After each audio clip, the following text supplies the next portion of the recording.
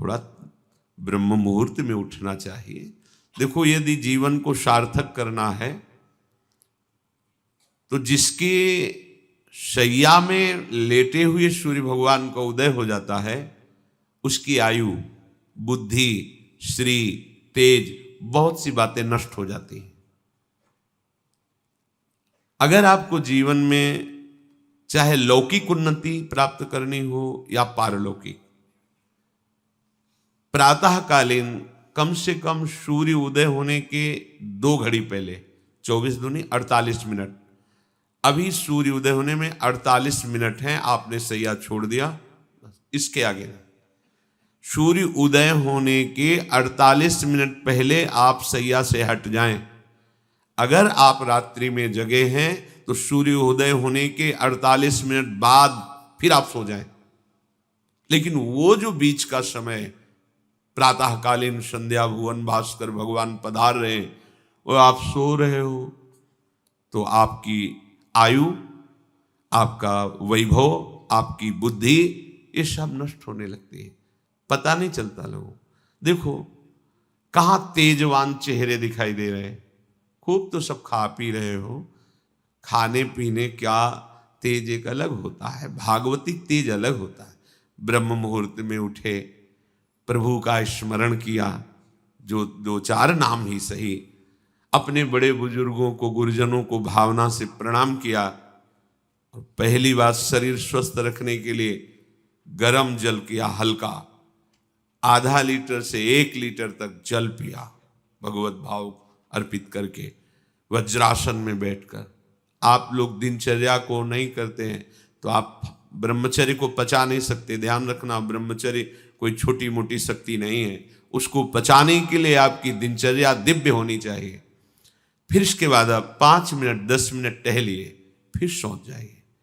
फिर जो शौचाचार की पवित्रता बताई गई उसके अनुसार आप स्नान आदि करके, पवित्र वस्त्र धारण करके, जैसे कोई महान व्यक्ति आ रहा है तो हम उसके आदर के लिए खड़े हो जाते हैं, ऐसे भुवन भास्कर पधार है, हाथ जोड़कर प्रणाम किया, अर्घ दान किया, गुरु मंत्र जपा आदि आदि।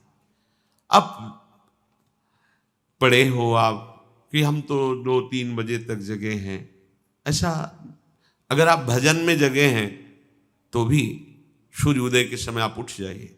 आपके गुरु आवे तो क्या आप सोते रहेंगे क्या? तो ये जगत गुरु हैं भुवन भास्कर, परम ज्ञान स्वरूप हैं, गायत्री छंद रूपी घोड़े हैं इनके रथ के, स्वयं भगवान अरुण देव सारथी हैं, और भगवान पीछे वर्णन किए, मैं ही सूर्य रूप से जगत को प्रकाशित करता हूं और ताप के द्वारा जल को सोख कर मैं ही वर्षा कराता हूं। भगवान का आदर करना।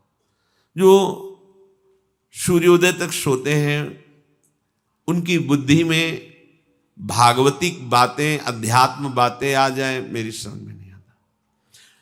अगर आप थोड़ा भी शरीर स्वस्थ रखना चाहते हैं तो जैसे नियम से भजन वैसे व्यायाम आवश्यक है। सबसे प्रार्थना है, ये दवाइयों के बल पर जीना बंद करो।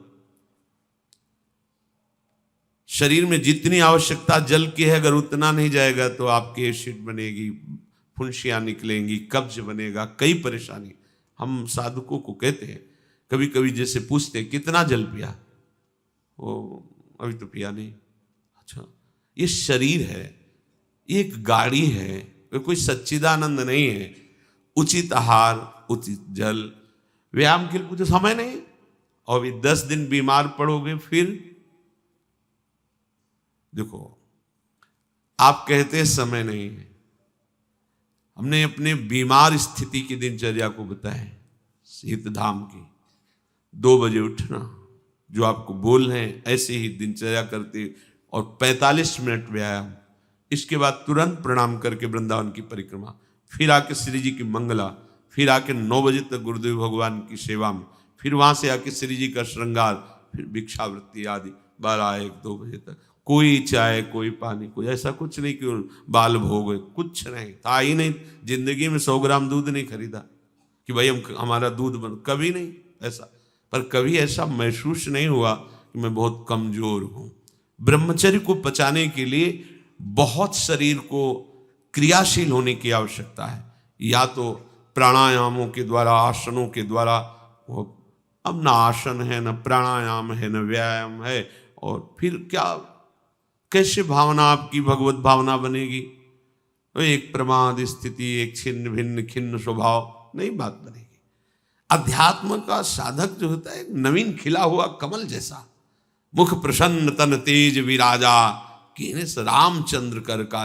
कोई असाध्य रोग, कोई बहुत पीड़ा, वो बात अलग है, नहीं तो ऐसा वो जैसे कमल खिला होता है ऐसे खिला रहता है। क्यों? हर समय चिंतन सही, आचरण सही, सब कुछ सही।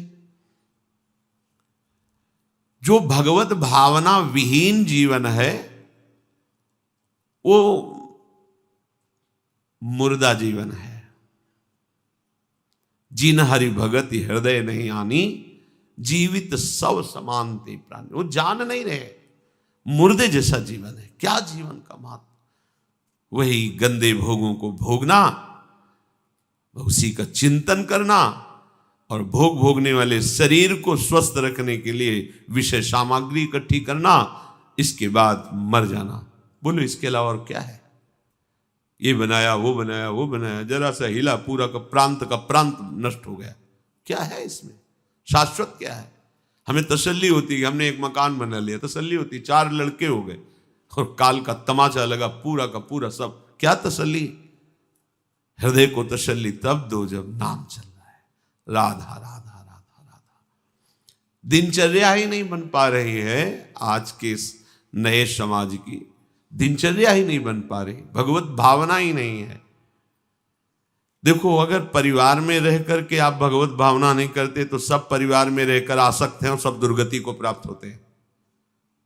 जब तक भगवत भावना नहीं है तब तक सब अविधि पूर्वक है। मान लीजिए सब अविधि, विधि भगवत भावना है। कुछ भी, किसी से भी, कोई भी, बस भगवत भाव, वही आनंद का अनुभव हो जाएगा। अतः उनके द्वारा किया गया देवताओं का पूजन मूल में मैं ही हूं, मेरा ही है, पर वो अविधि पूर्वक है। अविधि पूर्वक का तात्पर्य है कि वो ये नहीं जानते कि इस रूप में सर्व सामर्थ्यशाली भगवान ही विराजमान है। कभी कभी मंत्रों का ज्ञान नहीं होता, पूजन की सामग्री शुद्ध नहीं होती, भाव शुद्ध नहीं होता, इसलिए उनका पूजा सेवा आगे चल करके फल प्रदान नहीं कर पाता। प्रभु कह रहे मेरे में रिझाने के लिए किसी पूजा सामग्री की या किसी धन संपत्ति की आवश्यकता नहीं। पिता को बस इतना ही चाहिए कि वो अपनापन करके दौड़ के उनकी गोद में बैठ जाए, बस अपनापन प्रभु को चाहिए। माया के भूल भुलैया से वापस लौटिए और एक बात केवल बैठ जाए अगर हृदय में कि मेरे प्रभु अब मैं थक गया हूं, यहां कोई मुझे सहारा देने वाला नहीं, अपना नहीं, नाथ मुझे अपना बना लो। ये बहुत बड़ी बात है हृदय की। किसी के बहुत भाग्यशाली होगा उसके हृदय में बात आएगी। प्रभु उसकी रुचि का विषय बन जाते हैं। प्रभु जहां वो ऐसा भावना करता है और उसकी रुचि हो जाती है प्रभु में। जैसे हमारी विषयों में रुचि, ऐसे प्रभु में रुचि हो जाती है। अब वो जो भी करता सब पूजा हो जाती है। ये राह से जल्दी सबको समझ में नहीं आता। ध्यान दीजिए, भगवत भावना विहीन आप जो भी कर रहे हैं वो सब अविधि पूर्वक है, भगवान कह रहे हैं। अगर भगवत भावना युक्त है तो जो भी कर रहे हैं सब विधि पूर्वक। कर्माबाई जी ने, एक विधि विधान जानने वाले संत ने जब कहा कि आप तो बिना स्नान में बड़ा अपराध, ऐसे तुम कैसे बना पाओ। और वो प्रातः अपनी स्नान आदि दिनचर्या करने लगी तो विलंब हुआ। फिर खिचड़ी अमनिया की ठाकुर जी को, ठाकुर जी आए गोद में बैठ के, एक कवल ही पाए कि उधर पर्दा, भाग के ठाकुर जी गए। खिचड़ी लगी थी, पार्षदों ने कहा जय जय तो अभी भोग ही नहीं पधराया। फिर और बोले कर्मा भाई है ना, वो मुझे भोग लगाती, और पता नहीं उस महात्मा ने क्या समझा दिया विधि विधान, वो भोरी भारी हमारी भक्ता, वो अब नहाने धोने में समय लगाने लगी, इसलिए आज विलंब। देखो तुम जाओ और उनसे कह दो हम विधि विधानों से फंसने वाले नहीं, विधि विधान हमें कोई फांस नहीं सकता है। एक प्रेम फांस है जिसमें मैं फंस जाता हूं। बिना किसी बंधन के अगर ये बंधते हैं उसका नाम है प्रेम डोरी। जय श्री भट्ट प्रेम रस बंधन, क्यों छूटे दृढ़ फंद, बसो मेरे नैनन में दो चंद। ये बात सबकी समझ में नहीं आती। जाओ उनको कह दो जैसे वो बनाती थी वैसे ही बनावे। पूरा अविधि है। अगर शास्त्रीय सिद्धांत से दे देखो अविधि है, पर वो महान विधि है जो भगवान को आसक्त कर लिया। कौन सी विधि? मेरे अपने प्रभु, मेरे प्यारे रात में भूखे रहते होंगे, ये भाव। भगवत भाव विहीन जितना जो कुछ आप कहोगे कि कैसे अविधि पूर्वक भगवान कह रहे हैं। देखो, जब मथुरा के ब्राह्मणों को भगवत पार्षद सखाओं ने निवेदन किया कि भगवान श्री कृष्ण और बलराम आज इधर ही गाय चराने आए हैं और वो भूखे हैं, आप थोड़ा सा कुछ भोजन सामग्री दे दीजिए। वैसे देखा कि ग्वारिया है, बात ही नहीं की, अधिकारी ही नहीं समझा, बात का अधिकारी नहीं समझा। ऐसा नहीं कि इनको पता न चला हो कि भगवान का अवतार है, क्योंकि जब भगवान अवतरित हुए सबको पता था कि भगवान अवतरित हुए हैं। प्रायः सबको पता था, सबको। जैसे वायु शीतल चलती तो सबके अंगों में लगती है, इसलिए महान प्रकृति उल्लसित होकर नृत्य कर रही थी आनंद में जब भगवान का प्रादुर्भाव हुआ।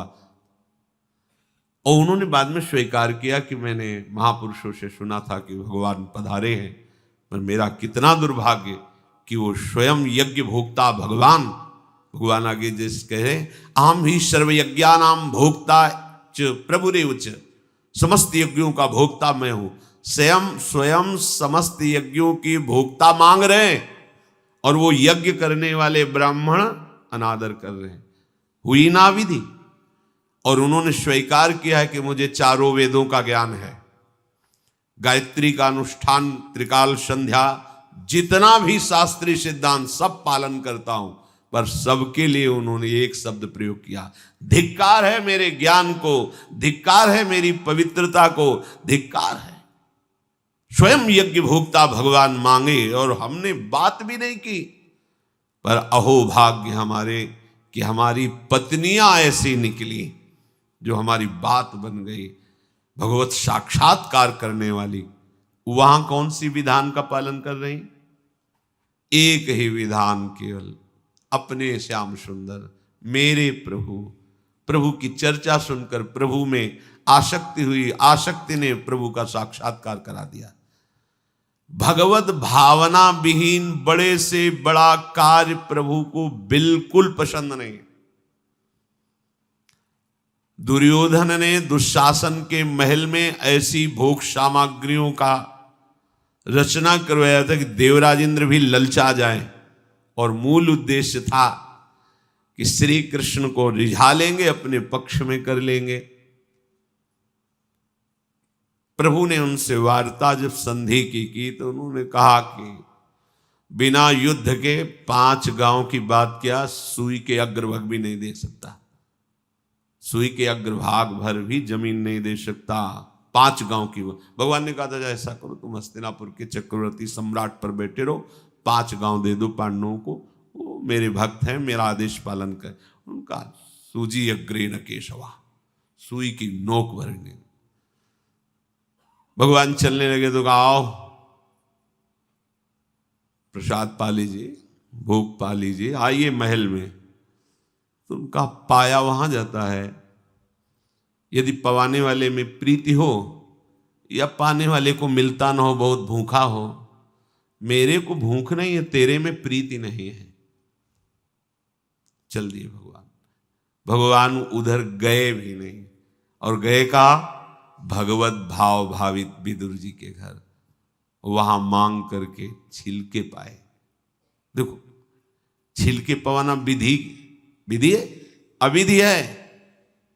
अभी सेवा अपराध में सुन रहे थे ना, हाँ, अच्छा से अच्छा पदार्थ प्रभु को पवाना, और वो अच्छा पदार्थ तो फेंक रही है। और छिलका पवारे अविधि है, पूरी अविधि है, लेकिन यही सही विधि है, क्योंकि वो है ही नहीं भाव में। भाव में इतनी ऊंचाई पर डूबी, उन्हें कोई, जैसी विदुरानी जी वैसे ही लालजू महाराज पा रहे, उनको भी शुद्ध नहीं, और कह रहे वाह बहुत सुंदर, बहुत स्वादिष्ट। वो भाव पवा रही तो वो भी भाव का स्वाद ले रहे। अपने उपास्य देव में प्रियता हो जाना ये सारी विधि है। इसीलिए अपने वृंदावन उपासी जन जो है, वृंदावन रसोपास्य, यहां मंत्रों के आदेश से सेवा पदार्थ समर्पित नहीं किया जाता। अमुक मंत्र पढ़ो फिर वो सेवा नहीं, यहाँ तो राधा राधा राधा। और जब जैसा भाव आया, जब जैसा भाव आया, या ऐसा नहीं कि ये ऐसे ऐसे ऐसे न, जब भाव आया अपने भाव में, भावोत्सवेन भजताम रसकाम धेनु।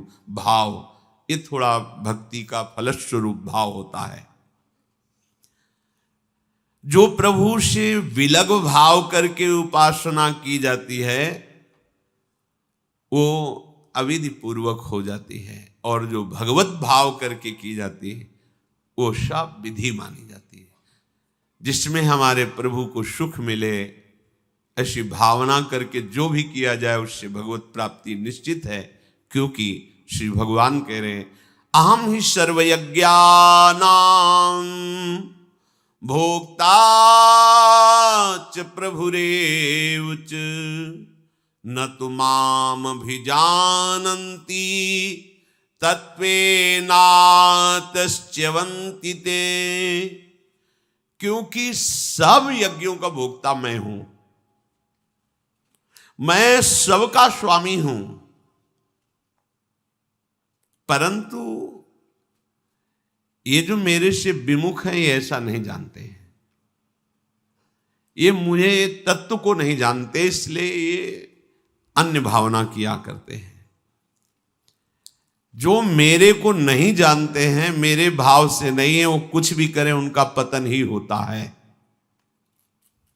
बात इसमें यह है कि जब अविनाशी नित्य चिदानंद भाव ही नहीं है तो विनाशी खेल में सत्य भाव से लगोगे तो तुम अविनाशी का विनाश ना होते हुए भी विनाश की सारी लीला सहनी पड़ेगी। जैसे आत्मस्वरूप जो हमारा स्वरूप है उसमें किसी शस्त्र का, मंत्र का, किसी भी दैवी शक्ति का कोई भी बस नहीं है। जो हमारा आत्मस्वरूप है कि मंत्रवेत्ता कोई भस्म कर दे, किसी दिव्यास्त्र का संधान करके हमारी आत्मा को छेद भेद दे, अक्लेद्य है, अशोष्य है, अदाय है, फिर भी हम जलते, जलन का अनुभव करते हैं अंतर और बाहर से भी। क्यों? वहां तो बता रहे हैं कि अदाय है, कोई भी ताप आत्मा को स्पर्श नहीं कर सकता, फिर ये जलन क्यों होती है? लगता तो हमें ही कि मैं अंदर से जल रहा हूं या बाहर से शरीर में अग्नि आदि छू जाए तो ताप लगेगा, क्योंकि हम अपने अविनाशी भाव में नहीं हैं। ध्यान दीजिए, अविनाशी होते हुए भी अविनाशी भाव में ना होने के कारण मुझ अविनाशी तत्व को विनाश की पूरी लीला सहनी पड़ती है, पूरे कष्ट सहने पड़ते हैं। नहीं सहने पड़ते? देखो आप, जन्म मरण मेरा थोड़ी होता है, मेरा स्वरूप नयनम छिन्नन्ति शस्त्राणि नयनम दहाति पावकः न चैनम क्लेदयन्त्यापो न शोषयति मारुता, पर हो रहा है। हम जल में डूब के मर सकते हैं, हम वायु के प्रवाह में, हम नाना प्रकार के दुखों के प्रवाह में। क्या हुआ? बोले चूंकि तुम अपने अविनाशी स्वरूप भाव से विलग हो। समझ गए? वही बात यहां श्री भगवान कह रहे हैं कि यदि तुम ये भाव नहीं समझ पा रहे कि सबका भोक्ता मैं ही हूं, सब यज्ञ जितने भी साधन सबका फल प्रभु ही है, मैं सबका स्वामी हूं। जो मेरे को तत्व से नहीं जानते हैं, मेरे पर भाव नहीं करते, उनका पतन ही होता है। कारण ये अविनाशी भाव ना होने के कारण, विनाशी में सत्यत्व भाव होने के कारण परिणामता कुछ हाथ नहीं लगेगा, केवल नाश ही नाश। जब हम प्रभु की तरफ चलते हैं तो उसमें प्रधानता होती किसी संत या शास्त्र के वचन। ऐसे आप चल ही नहीं सकते।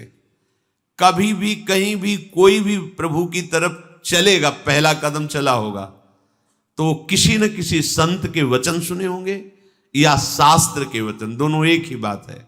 जो संत भगवंत की वाणी है वही शास्त्र है। बिना उनके वचन सुने परमार्थ का पता ही नहीं चलता है। तो जब हम प्रभु की तरफ सत्संग सुनकर चलने को होते हैं तो ये दो मुख्य बाधाएं आकर खड़ी हो जाती हैं। भोगों की भोग वृत्ति, संग्रह वृत्ति जो हमारे अंदर रही है, तो वो हमको इतना कमजोर कर देती, लगता है अगर ये चीज नहीं होगी तो हम रह नहीं पाएंगे, ऐसी ऐसी व्यवस्था होगी तो हम नहीं रह पाएंगे। बड़ा कमजोर हो गए अपने लोग। हाँ, ऐसा होना चाहिए, ऐसा होना चाहिए, ऐसा होना चाहिए। भोगों का भोक्ता और भोगों के संग्रह युक्त स्वामी भाव। मेरे पास इतनी खेती, इतना बैंक बैलेंस, इतना परिवार, ऐसा ऐसा, और देखो हमारी दिनचर्या में ऐसा चलता है, हम ये खाते रहें, ऐसे करते रहें, ऐसे, और ये सब होता रहा है। अगर हमें भजन मार्ग में तो ये सुविधा चाहिए, ऐसा ऐसा। इतना कमजोर हो गया है मनुष्य कि वो भोगों की भोगने की वृत्ति और भोगों के संग्रह करने की वृत्ति और भोक्ता और संग्रहित वस्तु का स्वामी मैं, ऐसा, ये पहली परमार्थ में बाधा वृत्ति है। और ये प्रायः हम सब बड़ी खुशी से बाधा लिए चल रहे हैं। देखो ये बड़ा सूक्ष्म, चूंकि देखो अध्यात्म है, अध्यात्म तो जगत से बिल्कुल ऐसे है। कोई बड़े भाग्यशाली जन होते हैं जो सुनना चाहते हैं, उनसे भी बड़े भाग्यशाली जन होते हैं जो चलना चाहते हैं, उनसे भी बड़े भाग्यशाली जन जो चल रहे हैं, उनसे भी बड़े भाग्यशाली हैं जो महत्व रखकर चलते हुए उसका अनुभव कर रहे हैं। जो अनुभव कर लिए तो सातरति सा लोकान तारयति, वो स्वयं तर जाते हैं, स्वयं तर जाते हैं, लोगों को तार देते हैं। ये उल्टी बुद्धि लेकर जब परमार्थ में चला जाता है तो थोड़े ही समय में वो परमार्थ से विमुख हो जाता है। भोगों की भोगने की सुख बुद्धि और भोगों के संग्रह की और उसके स्वामित्व का भाव, जहां अंदर वृत्ति लिए थे वहीं पहुंच गए। ऐसे पूरा जीवन करने पर भी परमार्थ पथ नहीं मिलता और कहने लगते कि हमें 50 वर्ष हो गए परमार्थ में चलते। ये बात समझ लेना, परमार्थ पथ एक कदम भी चलोगे तो तुम्हें इतना स्वस्थ और मजबूत बना देगा कि तुम्हें कोई परास्त नहीं। एक कदम, अरे 12 वर्ष में तो सिद्धि प्राप्त हो जाती है। किसी भी मंत्र को, किसी भी नियम को 12 वर्ष तक किया जाए तो सिद्ध हो जाता है, ऐसा संतों ने वर्णन किया है। पर हम ये कह रहे हैं कि 50 वर्ष भी आप लगा दीजिए, अगर ये दो भाव आपके सुधरे नहीं तो कुछ समझ में नहीं आएगा आपको। आपको याद होगा हित धाम में एक समय शाम टाइम लगभग 75 वर्ष के विरक्त भेष के महात्मा ने एक प्रश्न किया था कि मैं किसी ऐसी आदत से परेशान हूं जो आज 75 वर्ष का हूं, फिर भी मुझे वो करना होता है।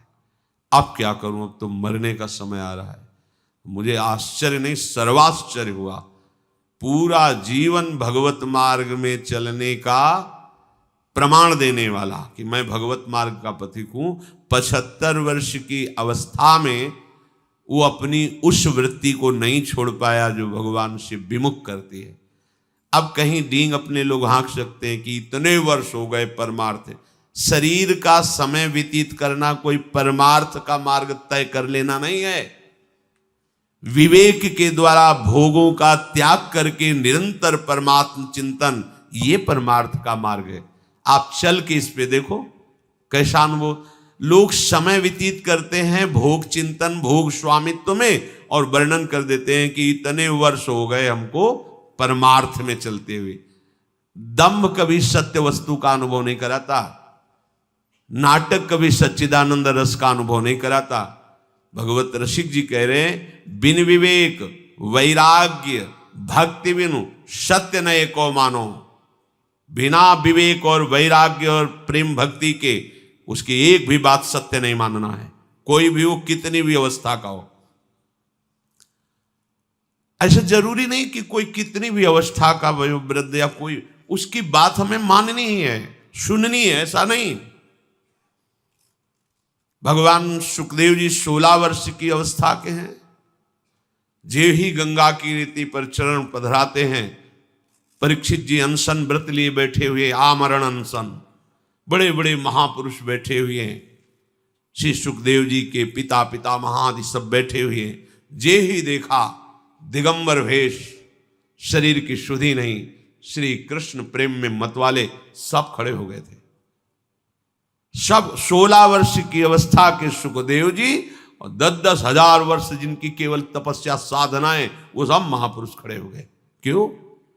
क्योंकि जन्म से ही भगवत अनुराग में दृढ़ महापुरुष, जन्म से ही माया रहित पुरुष, अंदर से ही वैराग्य युक्त। तो वैराग्य, ज्ञान और भक्ति का आदर होता है, अवस्था का आदर नहीं होता। आप कितनी अवस्था के, इसका महत्व नहीं होता। ओ चांगदेव नहीं, 1400 वर्ष की अवस्था, ज्ञानदेव जी की शरण में वो शिष्य बने। ज्ञानदेव जी नवीन अवस्था के। जब तक आपके अंदर भोग में सुख बुद्धि, भोगों का संग्रह और उसके स्वामित्व का भाव, स्वामित्व का भाव बड़ा सूक्ष्म विषय है, चाहे गृहस्थ हो चाहे विरक्त हो। स्वामित्व का, अगर एक कमंडल में भी तुम्हारा स्वामित्व का भाव है, तो जैसे एक गृहस्थी के 100 बीघा में स्वामित्व का भाव हो, वैसे तुम्हारे कमंडल में भाव है। ये मेरा कमंडल नहीं, प्रयोग के लिए प्रभु ने दिया, इस शरीर के प्रयोग के लिए, दिनचर्या में काम आएगा। बस मेरा शब्द केवल प्रभु के लिए है। मेरे प्रभु, मेरे तो गिरधर गोपाल, दूसरों न कोई वस्तु, ना कोई व्यक्ति, ना कोई भोग सामग्री, ना कोई पद प्रतिष्ठा, ना लोक लोकांतर, मेरे तो गिरधर गोपाल। अध्यात्म है, भगवत मार्ग है, जिससे समस्त प्रपंच का नाश होकर भगवत साक्षात्कार